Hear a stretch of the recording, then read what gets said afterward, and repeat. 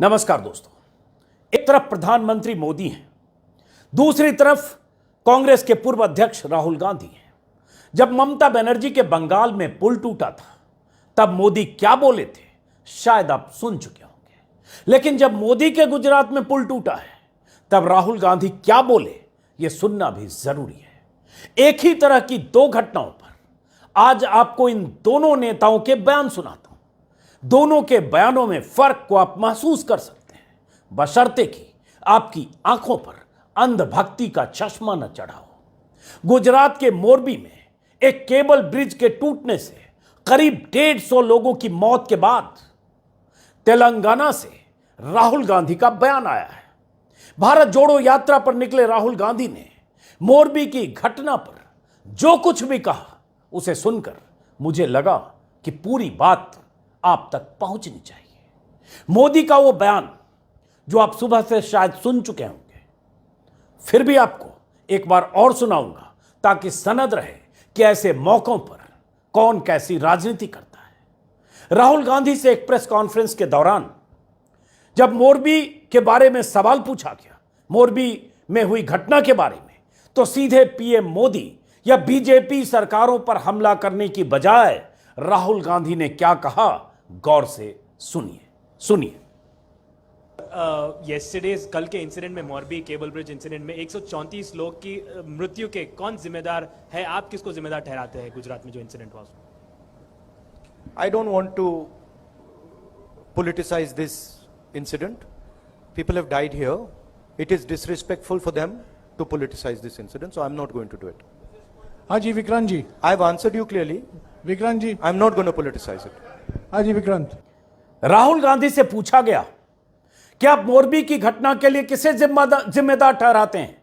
134 लोगों की मौत के लिए राहुल ने कहा, मैं इस घटना पर राजनीति नहीं करना चाहता, राजनीतिकरण नहीं होनी चाहिए। लोगों की मौतें हुई है, उनका अपमान होगा, इस पर राजनीति नहीं होनी चाहिए। कितनी संजीदगी से राहुल गांधी ने जवाब दिया। अब आप कल्पना कीजिए कि यही घटना अगर किसी गैर बीजेपी शासित राज्य में हुई होती और मोदी को बोलना होता तो क्या बोलते? अव्वल तो मोदी कभी प्रेस कॉन्फ्रेंस करते नहीं है, 8.5 साल हो गए, लेकिन किसी पत्रकार की ऐसी किस्मत नहीं होती है कि मोदी से कोई ऐसे सवाल पूछ पाए, वो भी प्रेस कॉन्फ्रेंस में। हां, मोदी को अगर भाषण देने का मौका मिलता तो उसी तरह की भाषा का इस्तेमाल करते जैसा वो पहले कर चुके हैं। मोदी का यह भाषण अप्रैल 2016 का है। तब बंगाल में विधानसभा चुनाव हो रहा था। मार्च में कोलकाता में एक पुल गिर गया था। उस हादसे में 27 लोगों की मौत हुई थी। पुल के निर्माण में लापरवाही के आरोप लगे थे, मुकदमे भी दर्ज हुए थे। लेकिन जब मोदी ने भाषण दिया तो जो कहा वो सिर्फ मोदी ही कह सकते हैं। अब आप राहुल और मोदी के एक बयान को एक साथ सुनिए। घटना पुल टूटने की है, हादसे में लोगों की मौतों की है। एक बंगाल है, दूसरा गुजरात है, बीच में 6.5 साल का फासला है। जरा गौर से दोनों के बयानों को एक साथ सुनिए। ये एक्ट ऑफ गॉड नहीं, ये तो एक्ट ऑफ फ्रॉड है। फ्रॉड, ये एक्ट ऑफ फ्रॉड का परिणाम है। ये एक्ट ऑफ गॉड तो उस मात्रा में जरूर है क्योंकि चुनाव के दिनों में गिरा ताकि पता चले कि आपने कैसी सरकार चलाई है। इसलिए भगवान ने लोगों को संदेश दिया है कि आज ये ब्रिज टूटा, कल ये पूरा बंगाल ऐसे ही खत्म कर देगी, इसको बचाओ। ये भगवान ने संदेश भेजा है। कल के इंसिडेंट में, मोरबी केबल ब्रिज इंसिडेंट में 134 लोग की मृत्यु के कौन जिम्मेदार है? आप किसको जिम्मेदार ठहराते हैं गुजरात में जो इंसिडेंट हुआ? I don't want to politicize this incident. People have died here. It is disrespectful for them to politicize this incident, so I'm not going to do it. Haji Vikrant ji. I've answered you clearly. Vikrant ji. I'm not going to politicize it. हाजी विक्रांत। राहुल गांधी और मोदी को सुन लिया आपने।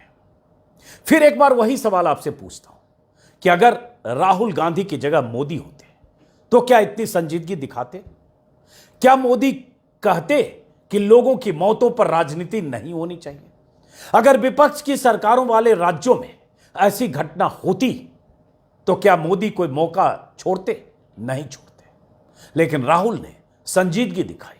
बहुत आसान था राहुल गांधी के लिए मोदी और उनकी सरकार पर संगीन आरोप लगा देना, गुजरात सरकार को कटघरे में खड़ा कर देना, लेकिन राहुल ने ऐसा नहीं किया। मोदी होते तो? मोदी का यही तरीका है, जब विपक्ष पर हमला करना होता है तो किसी भी सीमा तक जाने में गुरेज नहीं करते हैं। कोलकाता के हादसे को मोदी ने एक्ट ऑफ फ्रॉड बता दिया था। यकीनन कोलकाता में पुल निर्माण में घटिया सामग्री का इस्तेमाल हुआ था, लेकिन अगर वो एक्ट ऑफ फ्रॉड था, हालांकि मोदी ने कहा एक मायने में एक्ट ऑफ गॉड भी है क्योंकि भगवान का संदेश है इसमें, तो फिर गुजरात में क्या हुआ? यहां तो सीधे सीधे लापरवाही और पुल की मरम्मत करने वाली ओरेवा कंपनी और अधिकारियों की मिली भगत का मामला लगता है। कायदे से तो अब तक जिम्मेदारी तय हो जानी चाहिए थी। कंपनी के मालिक समेत अधिकारियों पर गाज गिर जानी चाहिए थी। 135-40 लोगों की मौत हुई है, कोई मामूली बात नहीं है। जब गुजरात में पुल गिरता है, करीब 150 लोग बेमौत मारे जाते हैं।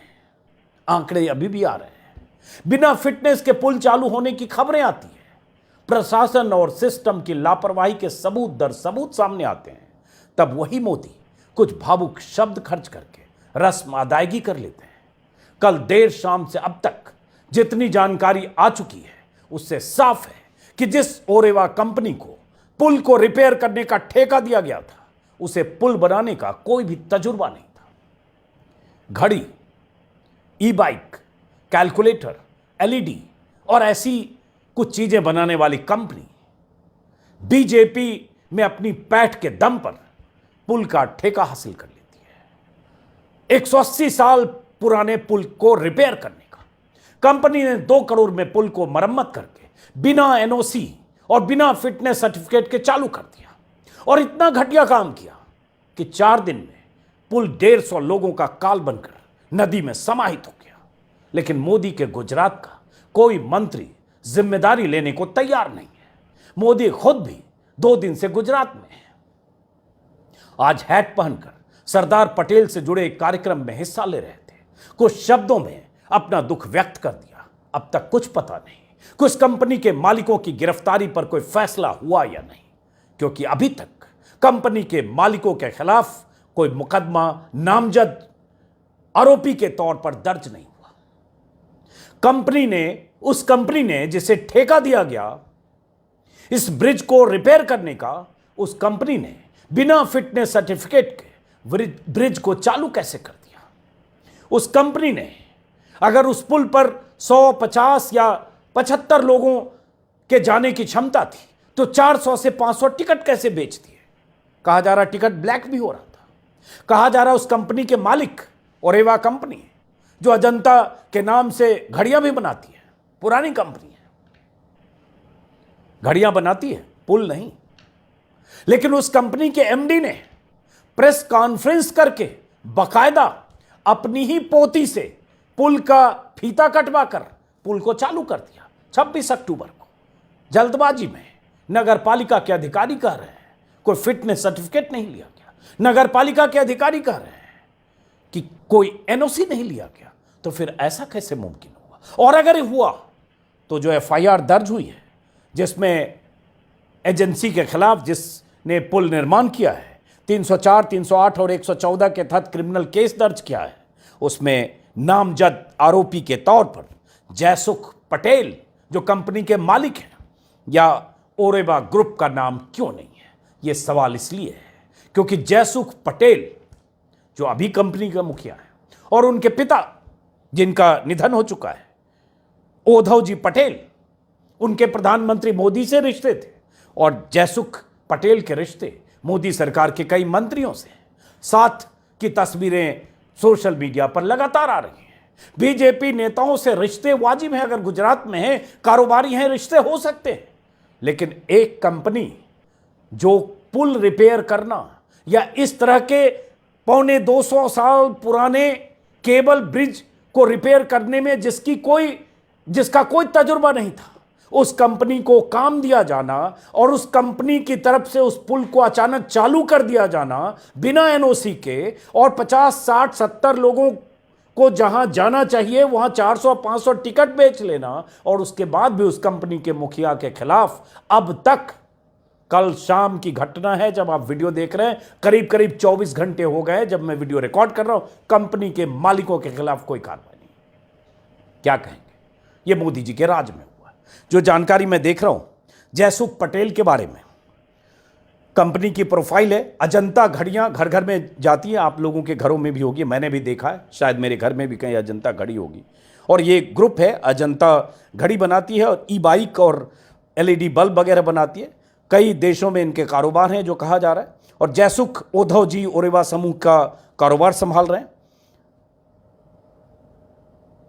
कई तरह के ठेके ओरेवा ग्रुप लेता है, लेकिन पहली बार ऐसी जानकारी मिल रही है कि इस तरह के किसी ब्रिज का काम उसको मिला है। और सोशल मीडिया पर जो लोग लिख और बोल रहे हैं उसके मुताबिक अपने राजनीतिक संपर्कों का ही उन्हें फायदा मिला, और राजनीतिक संपर्कों का ही असर था कि उन्होंने प्रेस कॉन्फ्रेंस करके अपनी पोती से दिवाली के दौरान हड़बड़ी में जयसुख भाई पटेल ने ब्रिज का उद्घाटन करा दिया।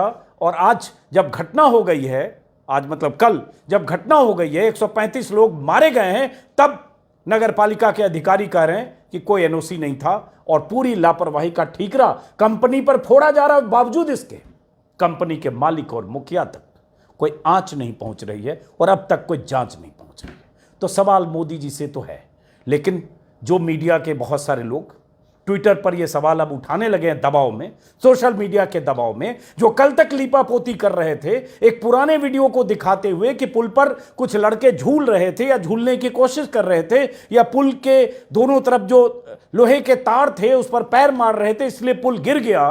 पुराने वीडियो के आधार पर नैरेटिव, एक नई थ्योरी गढ़ने की कोशिश कर रहे थे। वो लोग कुछ सवाल आज पूछ रहे हैं कि ठेका कैसे मिला, क्या मिला, लेकिन किसी के निशाने पर वो सरकार नहीं है जिस सरकार से जयसुख पटेल के रिश्ते हैं, और जिस सरकार की जिम्मेदारी है कि 140 लोगों की मौतें अगर हुई है, जिसमें बहुत सारे बच्चे हैं, कहा जा रहा 35-40 बच्चे हैं, उस सरकार की तरफ से अधिकारी, कंपनी और इन सब की जिम्मेदारी तय करके अब तक गिरफ्तारियां हो जानी चाहिए थी, हुई नहीं है। तो फिलहाल हम इंतजार करेंगे कि यह एक्ट ऑफ फ्रॉड है या एक्ट ऑफ गॉड है। सीधे सीधे एक्ट ऑफ फ्रॉड तो लगता है, क्योंकि जो कुछ हुआ है वो एक्ट ऑफ फ्रॉड दिख रहा है। जिस तरह से कंपनी ने काम किया और कैसा काम किया, कैसी रिपेयरिंग हुई कि 4 दिन में ही पुल टूट गया, और कैसे ऐसा मुमकिन हुआ कि सब कुछ वहां होता रहा। चंद किलोमीटर दूर प्रशासन के अधिकारी, जिलाधिकारी, SP, नगर पालिका के अधिकारी सब बैठे रह गए, और आज पल्ला झाड़कर सब खड़े हैं कि बिना एनओसी के चल रहा था पुल। तो जिम्मेदारी मोदी की भी, मोदी सरकार की भी, गुजरात सरकार की भी कुछ बनती है कि नहीं, क्योंकि सरकार तो मोदी जी की है। मोदी जी की मतलब बीजेपी की है। फिलहाल इंतजार करेंगे, कल प्रधानमंत्री मोदी मोरबी जाने वाले हैं, लेकिन देखना है कि गिरफ्तारी कितने लोगों की होती है और जिम्मेदारी किस हद तक तय होती है। फिलहाल इस वीडियो को खत्म करते हैं, फिर मुलाकात होगी किसी और वीडियो में। नमस्कार।